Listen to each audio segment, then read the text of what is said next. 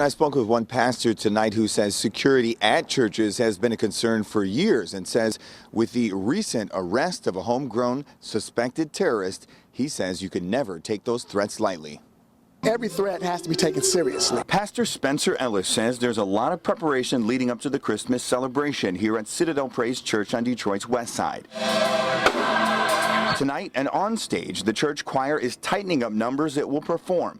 But behind the scenes, Pastor Ellis says security is always a priority. Most churches, even including ours, have stepped up our security training from Detroit Police to the FBI. So we're kind of trained to look out for certain things, to do certain surveillances. Most recently, ISIL, or the Islamic State in Iraq, called on lone wolf attackers to, quote, turn the Christian New Year into a bloody horror movie, end quote. Homegrown terrorists have been more of a concern in Metro Detroit in recent years. Today, inside a federal court, prosecutors say Sebastian Gregerson owned a stockpile of weapons and tried to purchase explosive devices from undercover agents. Whether or not Gregerson planned to attack churches is unknown. But Pastor Ellis says despite the threats, there's only one thing to say to someone who would carry out such an attack. But at the same time, we have to pray for those individuals because God tells us we have to pray for those and love those who despitefully don't like us and use us.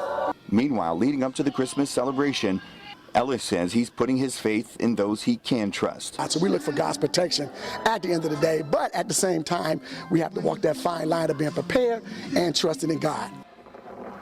Now back here live, now about that list, that hit list, so to speak, security experts believe it was merely ripped offline from an online directory of churches here in the U.S. We're live in Detroit, Gino Vici, 7 Action News. All right, Gino, thank you so much. Now.